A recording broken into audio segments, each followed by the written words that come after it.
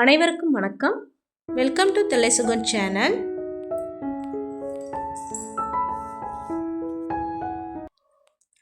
பசங்களுக்கெல்லாம் எக்ஸாம் முடிச்சுட்டு 10 days leave விட்டுருந்தாங்க. அதனால் வீட்டுக்குள்ளே இருக்கிறது போர் அடிக்குதுன்னு சொல்கிறதுனால நான் வந்து அடிக்கடி வாக்க அப்படி போயிட்டு வருவேன். அதனால் என் கூட வரேன்னு சொல்லிட்டு வந்தாங்க. நானும் தனியாக தானே போகிற ஒரு மாதிரி இருக்கும், வாங்க போகலான்னு சொல்லி போனோம். பக்கத்தில் எங்களுக்கு வாக்கிங் ஏரியா இருக்குது. வீட்டுக்கு கொஞ்சம் தூரமாக தள்ளி எங்கள் வீடெல்லாம் இருக்காது. ஃபுல்லாக வந்து வயல் மாதிரி தான் இருக்கும். கொஞ்சம் காடாக இருந்தது. அதெல்லாம் வந்து க்ளீன் பண்ணிவிட்டு காடு ஒரு பக்கம் இருக்கும், இந்த பக்கம் கொஞ்சம் வயல் மாதிரி தான் இருந்துச்சு. க்ளீன் பண்ணிவிட்டு அங்கே வந்து ஃப்ளாட் ஏரியா மாதிரி பிரித்து ரோடெல்லாம் புதுசாக வந்து போட்டிருந்தாங்க. அதில் வந்து இப்போ எல்லாருமே வாக்கிங் தான் யூஸ் பண்ணிகிட்ருக்காங்க. 2 குட்டீஸ் அங்கே விளையாண்டுட்டு இருந்தாங்க. அவங்களோட அப்படியே நாங்கள் பேசிட்டு போயிட்டுருந்தோம். அவங்க வீடு வந்து அங்கே தனியாக இருக்கும். அந்த பசங்களோட வீடு மட்டும் 2 வீடு மட்டும்தாங்க, வேறு யார் வீடுமே இருக்காது இருக்கும். அவங்க அங்கே வந்து அடிக்கடி விளையாண்டுட்டு இருப்பாங்க போகிறப்பெல்லாம். எப்போ உங்களுக்கு எக்ஸாமு, என்ன படிக்கிறீங்க என்னன்னு சொல்லி பேசிகிட்டு இருந்தோம். சூப்பராக பேசிகிட்டு இருந்தாங்க 2 குட்டீஸுமே. அழகாக வந்து எங்களோட பேசிட்டு வந்தாங்க. அப்புறம் பார்க்கவும் இடமும் எவ்வளோ அழகாக இருக்குது பாருங்கள். அந்த சூரியனோட வெளிச்சம், கம்மியான வெளிச்சம், அதில் பிள்ளைங்களும் நல்லா விளையாண்டுட்டு இருந்தாங்க. நல்லா இருக்கும் இங்கே நடக்கிறதுக்கு. நமக்கு ரொம்ப ஒரு அமைதியாக இருக்கும். நல்ல மனசுக்கு நல்ல பீஸ்ஃபுல்லாக இருக்கும். அப்படியே எங்கேயோ வெளியில் அவுட் போயிட்டு வந்த மாதிரி இருக்கும். அதனால் வந்து வர்றது நமக்கும் வந்து வாக்கிங்கும் நல்லாயிருக்கும் அப்படிங்கிறதுனால வர்றது. ரெகுலராக வந்து வர முடியாது, ஒரு நாள் இடையில வர முடியாத மாதிரி தான் இருக்கும். டைம் கிடைக்கிறப்ப அப்படியே நாங்கள் வந்து வருவோம், வந்து நடந்துட்டு போகிறது. பசங்களுக்கு ரொம்ப ஜாலியாக இருந்தது. ஏன்னா லீவ் விட்டாச்சு இல்லையா, வீட்டுக்குள்ளேயே அவங்க எவ்வளோ நேரம் தான் டிவி பார்த்துட்டு விளையாண்டுட்ருப்பாங்க. 2 பேருக்குள்ளே வேறு ஒரே ஒரே போட்டி சண்டையமாக இருக்குது வீட்டில் இருக்கிறதுனால. அதனால தான் அப்படியே வந்து நான் அழைச்சிட்டு வந்தது.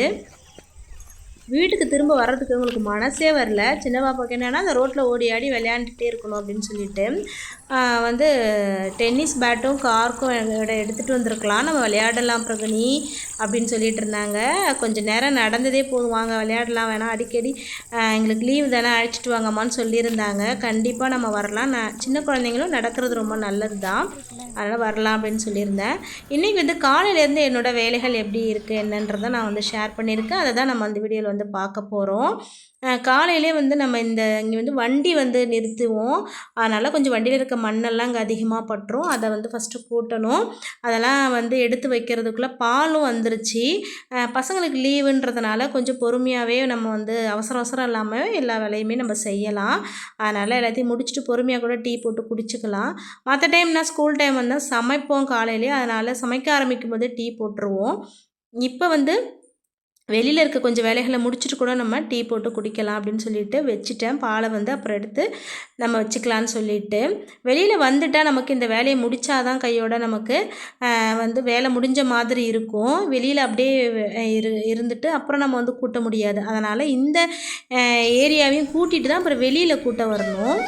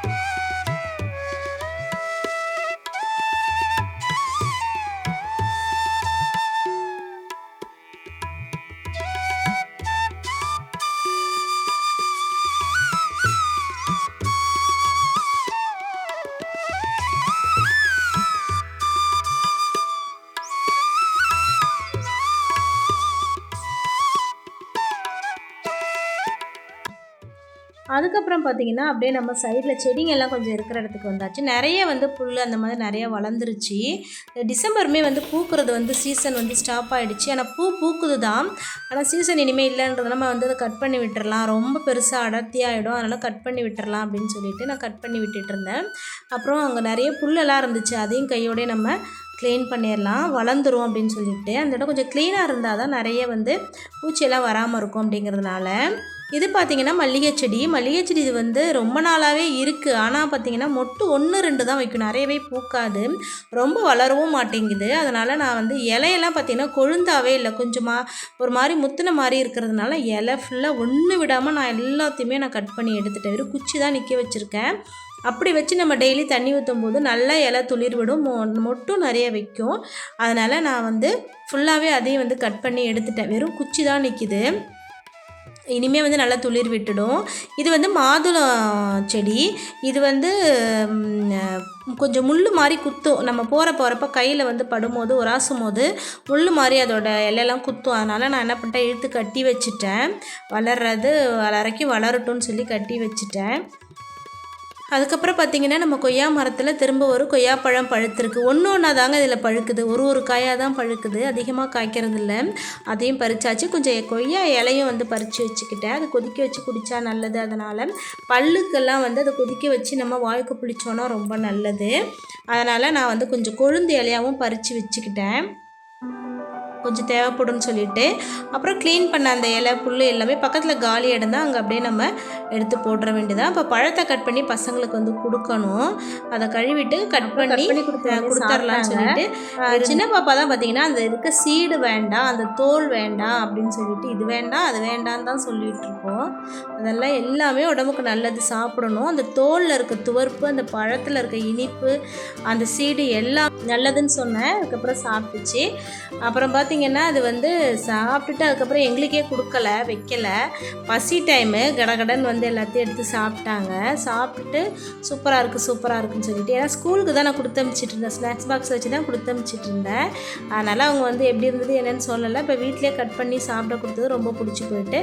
அதுவும் இந்த வெயிலுக்கெல்லாம் அப்படியே அதை வந்து அப்படியே ஜூஸியாக இருந்துச்சு பழம். சாப்பிடும்போது ரொம்ப சூப்பராக இருந்துச்சு. சாப்பிட்டுட்டு வைக்கவே இல்லை, எங்களுக்கு கூட வைக்கவே இல்லை. அதில் இருக்கிற பீஸையும் நாங்கள் எங்கே எடுத்துப்போமோன்னு சொல்லிட்டு முந்திக்கிட்டே எடுத்து சாப்பிட்டது. எப்படி ஆடி காமிக்கிறது பாருங்கள், அவ்வளோ பழம் ரொம்ப பிடிக்குதான். நம்ம கடையில் வாங்கி சாப்பிட்றத விட வீட்டில் இந்த மாதிரி நமக்கு வீட்டில் பழுத்த பழம் ஒரு பழமாக இருந்தாலும் அது நமக்கு அமிர்தம் தாங்க. அதை நம்ம வந்து வாஷ் பண்ணி கட் பண்ணி நம்ம சாப்பிடும்போது ரொம்ப ரொம்ப நமக்கும் ஹாப்பியாக இருக்குது, நம்ம டேஸ்ட்டாகவும் இருக்குது. வெயிலுக்கு பார்த்திங்கன்னா அப்படியே இந்த ஃபேனுக்கு கீழே உட்காந்துருக்கணும் போல தான் இருக்குது, அவ்வளோ ஒரு வெயில் அனத்தெல்லாம் இருக்குது. இதுக்கப்புறம் தான் சமைக்கணுமே, பசிக்குதுன்னு வேற சொன்னாங்க. இந்த கொய்யாப்பழம் எங்களுக்கெல்லாம் பத்தாது, எங்களுக்கு பசிக்குதுன்னு சொன்னாங்க. நான் சமைச்சிடுறேன் அப்படின்னு சொல்லிட்டு இருந்தேன். எல்லாமே காலி ஆகிடுச்சு பாருங்கள். அந்த ஒன்றையும் பாப்பா நான் எடுத்துப்பேன்னு சொல்லிட்டு எடுத்துக்கிட்டு, சரி சாப்பிட்டாவே ரொம்ப சந்தோஷம் தான் சாப்பிடுன்னு. அப்புறம் சிம்பிளாக தக்காளி சாதம் தான் நான் செஞ்சு கொடுத்துட்டேன். அவங்களுக்கு சைடிஷ் ஒரு முட்டை வச்சு கொடுத்துட்டா சாப்பிட்ருவாங்க, ரொம்ப பிடிக்கும் அவங்களுக்கு. சிம்பிளாக குக்கர்லேயே பட்டை வகையெல்லாம் போட்டு வெங்காயம் தக்காளி இஞ்சி பூண்டு போட்டு செஞ்சு கொடுத்துட்டேன். இன்றைய நாள் நமக்கு இப்படி தாங்க ரொம்ப சூப்பராக பசங்களோட வந்து போகுது. நம்மளோட வீடியோ வந்து உங்களுக்கு பிடிச்சின்னு சொன்னால் லைக் பண்ணுங்கள், ஷேர் பண்ணுங்கள், கமெண்ட் பண்ணுங்கள். எப்படி இருந்துச்சு வீடியோன்னு சொல்லி கண்டிப்பாக கமெண்ட்டில் வந்து சொல்லுங்கள். நம்மளோட வீடியோ இப்போ தான் ஃபஸ்ட் டைம் பார்க்குறீங்கன்னா சப்ஸ்கிரைப் பண்ணி வச்சுக்கோங்க. பக்கத்தில் இருக்க பெல் ஐக்கானே கிளிக் பண்ணிங்கன்னா ஆல் அப்படிங்கிற ஆப்ஷன் வரும், அதையும் கிளிக் பண்ணி வச்சுக்கோங்க. நம்ம போடுற வீடியோ உங்களுக்கு உடனுக்குடன் நோட்டிஃபிகேஷனில் வரும். கண்டிப்பாக வந்து ஒரு லைக்கை வந்து போட்டுருங்க மறக்காமல். நெக்ஸ்ட் ஒரு சூப்பரான வீடியோவில், யூஸ்ஃபுல்லான ஒரு வீடியோவில் நம்ம மீட் பண்ணலாம். தேங்க்யூ.